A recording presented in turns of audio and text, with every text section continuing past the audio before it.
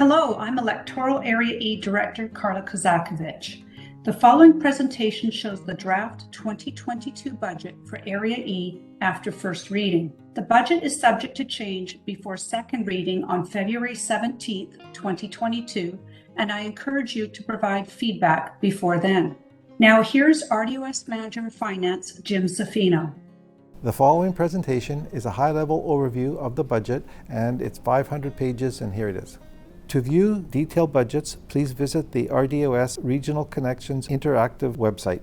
To review any of the slides presented in this video, please hit pause. The following slides provide information about the RDOS Legislative Foundation. Each regional district is a corporation. The RDOS has 9 electoral areas represented by rural directors elected to their position. The 6 municipalities represented on the board appoint their members. Regional districts are not taxing authorities. Regional districts do not tax municipalities. Regional district taxes are based on the services, not the location. Some regional district services are legislated, including general government, solid waste management plans, and E911 telecommunications. Most regional district services are by choice.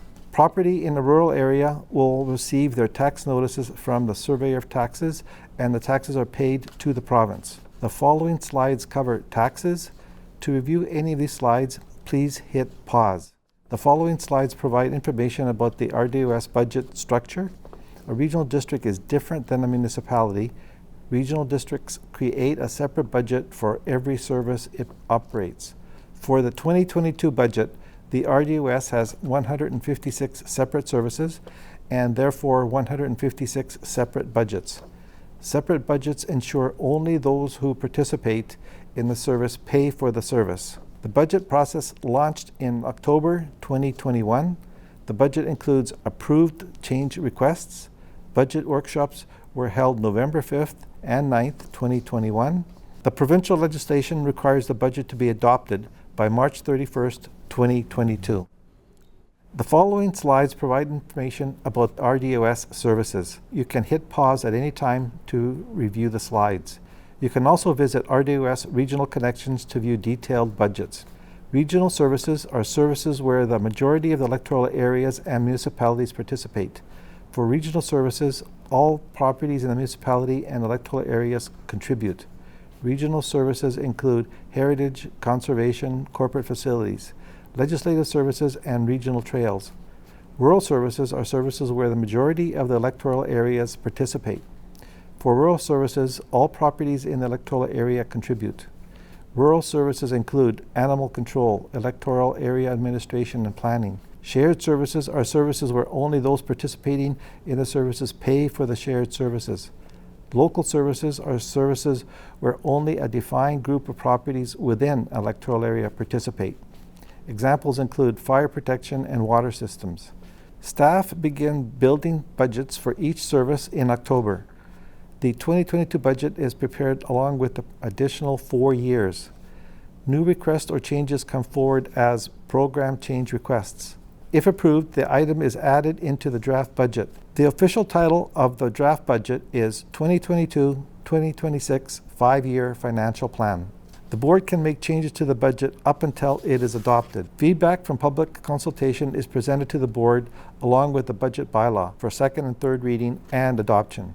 This slide talks about the Electoral Area E property assessments. It shows that there's an increase of 4.16% of the total assessments for the area, which means 4.16% of the assessments overall is paid by E. Back in 2021, it was 3.77% and 3.8% in 2020.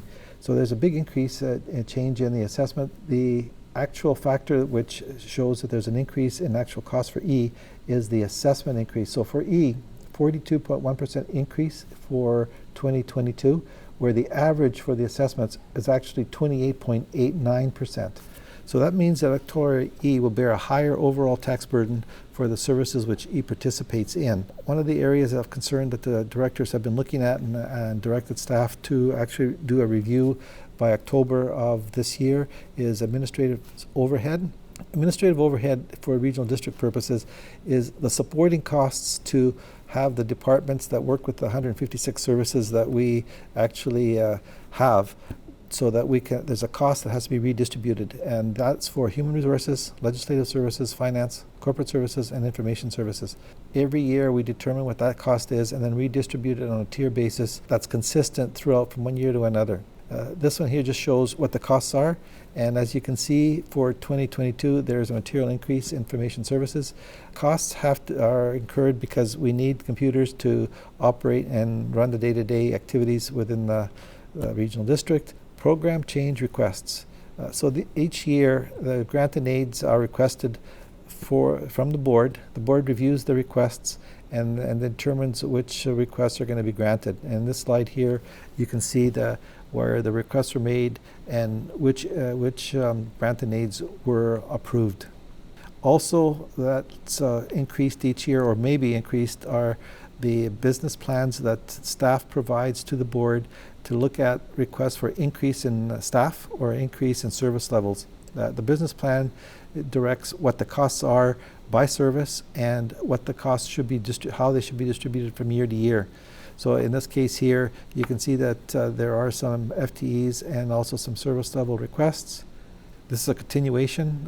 In this case here, the Parks and Recreation departments would be paying for the majority of these requests, and you can see the costs, how they're distributed from year 1 through year 5.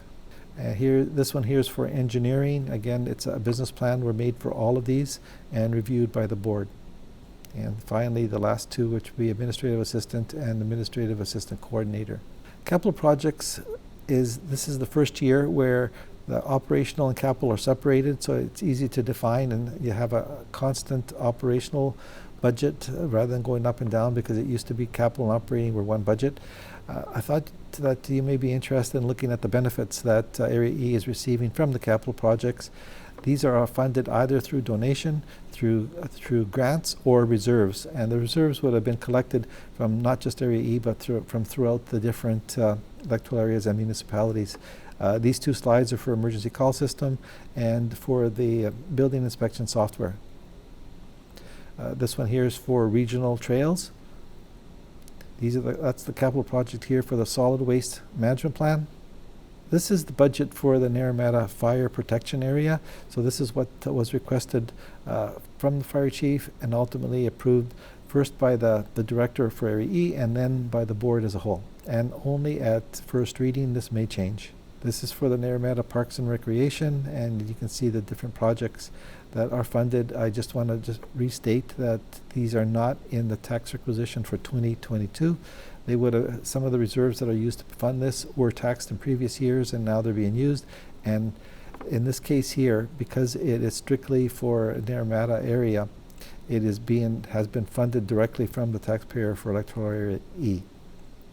This is for the Naramata water system upgrades, rural projects. So these are projects that, as you can see, they're carry forwards from previous years, and it's the liquid waste management plan, which is very important for all areas and municipalities.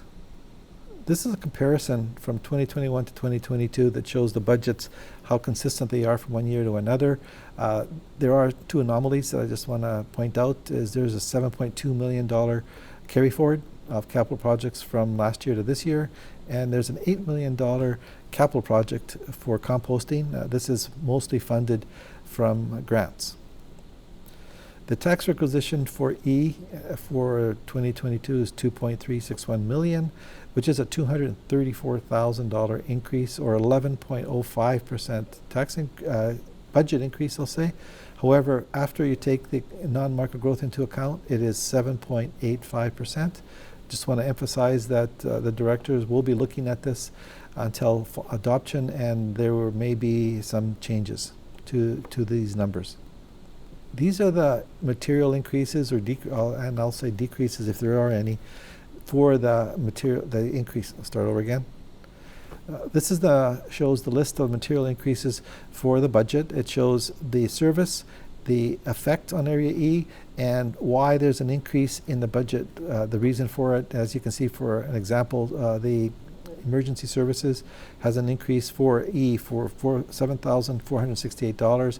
However, one single increase in the budget is over $110,000, but you pay based on the percentage of your assessment in this case, so you're not paying the full increase of $110,000.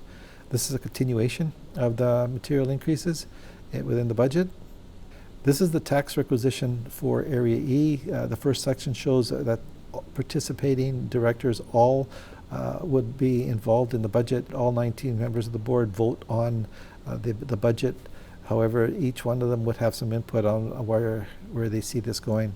This one here shows the continued tax requisition for the budget.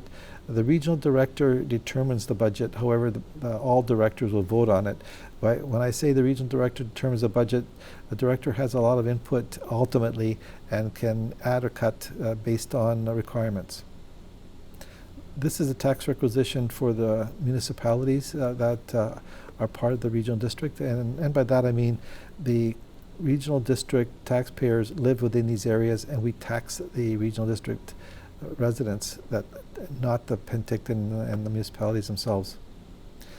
This is the same thing, however it's at the electoral area level, and it shows the comparison and the percentage increases. It also shows the non-market growth that's involved in each area. This is the taxes for properties as valued, as the value shown. So you see that it increases from $500,000 to $1 million. If you take a look, if you have a $500,000 property and you live in Penticton, your average cost for us would be 87.73%. I just want to emphasize this does not include school, it does not include policing, the rural road taxes. This is the property values for E again. However, it goes to $2 million. The first one just went up to $1 million, and the area director suggested that I show houses properties up to $2 million, seeing that the assessment increased so materially in 2022. And this is the cost per capita for all electoral areas and for municipalities, so that you can see the more population, the more benefit. So by looking at this is more of, I think, a reasonable comparison rather than just looking at the dollars that are paid. For instance, you see that the Penticton here shows that it's just over $60 for cost per capita, but if you look at the tax requisition, it's over $2 million. So this way here, I think it's a more fair way of comparing. This is just a straight pie graph that shows where everyone is in the regional district budget circle, and this is information where you can review the budget. Thank you. Thank you for watching. We look forward to receiving your feedback on Budget 2022.